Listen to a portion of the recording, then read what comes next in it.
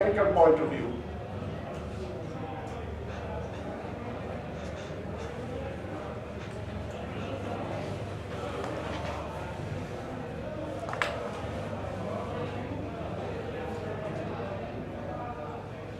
I give you an example, sea level rise. Sea level rise is a primary reason of concern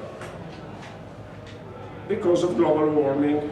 And the rate of sea level rise in the Mediterranean that was detected in the past 25 years, it's about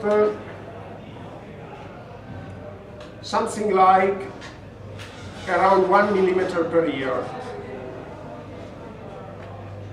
Okay, 1 millimeter per year, it means that it's a bit less than that, but let's take 1 millimeter per year. In 50 years, it's 5 centimeters. For our purposes, is absolutely not significant here in the Mediterranean. Of course, if you have a very flat highland, very flat meaning that there are highlands in the ocean, whose maximum height is a few meters. And therefore, in this condition, when the area is very flat, a change of 5 centimeters can be a significant change, which may bring a reduction of available area and a reduction of freshwater availability. But it is a problem because they are in the open ocean. In the open ocean, sea level rise is in some locations more significant. And it's a problem because they are very, very flat. In our situation in Italy, a change in 5–10 centimeters of sea level doesn't have any meaning. We have a subsidence of the soil that is much higher. Subsidence, you know what it is, it's soil compaction. So the soil is lowering its altitude because it's still compacting. The alluvial material is still compacting, and also the extraction of gases provokes a change in altitude. It's much higher. And the change in altitude that we experienced after the earthquake of 2012, in some cases there were changes of 10 centimeters. So this is something that is more significant than sea level rise. So first suggestion, look at the results from a technical point of view. If they are not important, you can forget about change, about the result of trend assessment, and you can forget about deciding whether indeed the slope is 0 or not.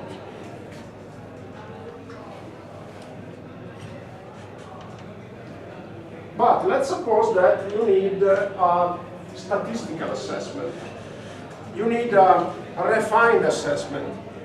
Let's suppose that you are not just interested in the technical effects of change, but rather you are really interested in saying yes or no, there was a change or not.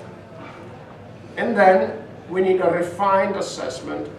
How can we make it?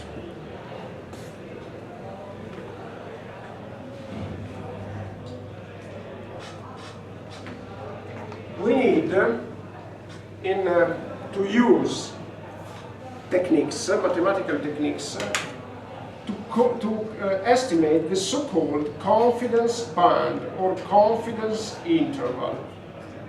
What does this mean?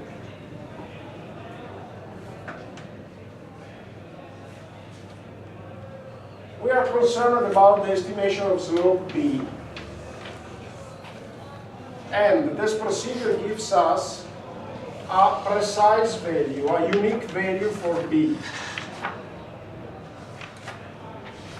That's fine. And let's suppose that this unique value is 0.1. Now, let's suppose that we can perform another experiment. So basically, usually we have only one time series of data, but let's suppose that we have another time series of the Po River available. So let's suppose that we can perform a second experiment. So let's, again, this is experiment 1. Let's take experiment 2.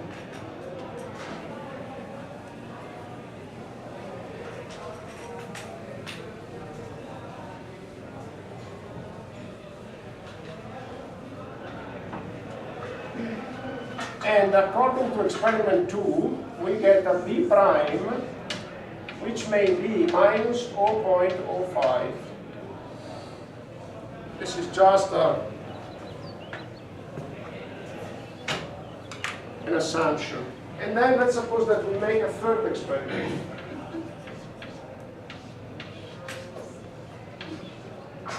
B second, 0.15.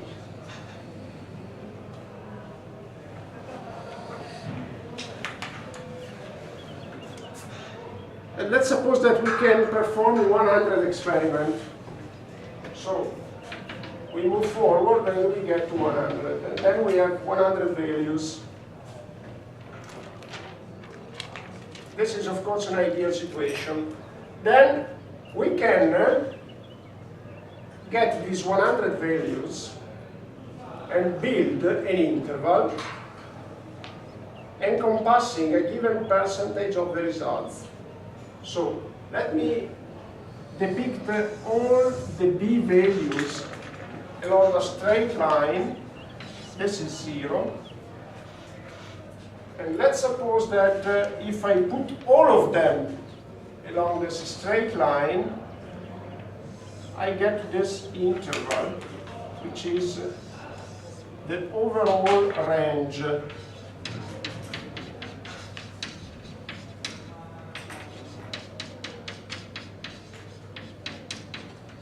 Overall range. And then we can build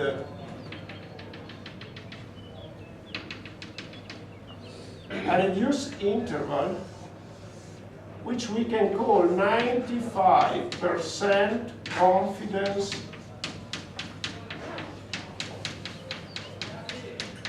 band. How it's determined? In order to include 95% of the observations.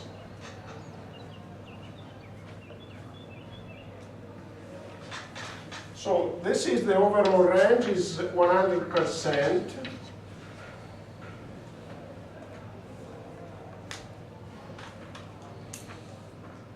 And this is the range of the 95%. Of course, 95 is just my choice. I could build a range of 98%, 50%, 60%. The meaning is that I want to construct an interval containing the results of the several experiments with an assigned percentage.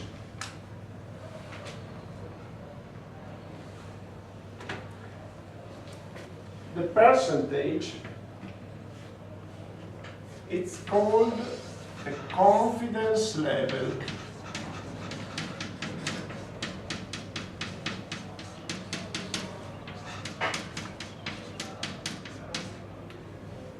The confidence level is then the frequency of the results given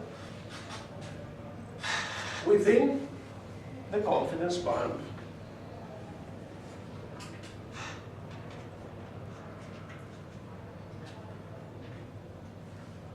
Of course, you may say, why do I need to set a confidence level? I could take the overall range. But you know, the overall range is too precautionary in many applications. Keep in mind that as an engineer, you have to design, you have to avoid oversizing. And therefore, taking into account the overall range means that you are considering uncertainty 100%. This leads for sure to oversizing. So when you estimate the change, the future change, you cannot consider all the changes that may occur with 100% frequency, because it could lead to oversizing. Think of demographic expansion. Usually they are given for assigned chance of occurrence. So they say the future population with a confidence of 95% will be that number. Of course, if you want to increase the confidence and you want to go to 100%, it means that you are estimating a much higher future population, which leads to oversizing. So you cannot consider as an engineer the overall range of any uncertainty that you consider. You have to reduce the range. And usually in technical application, a confidence of 95% is deemed to be sufficient. In some application, even a confidence of 70% is deemed to be sufficient. Of course, you change the value of the confidence band depending on what you are designing. One thing is a chance of failure.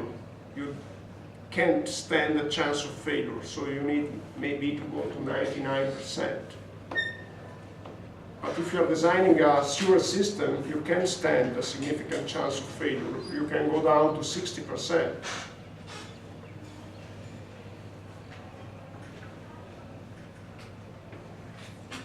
So now you understand what a confidence band is. You are estimating something, in this case the slope of a linear straight line or a straight line. You cannot estimate the slope for sure. You cannot estimate this given quantity that you are estimating for sure. And therefore you estimate a confidence band, which is an interval that encompasses a given percentage of the possible results. And now you may say, yes, but I have only one time series for the polymer. How can I perform 100 experiments? Let's discuss it in the next hour.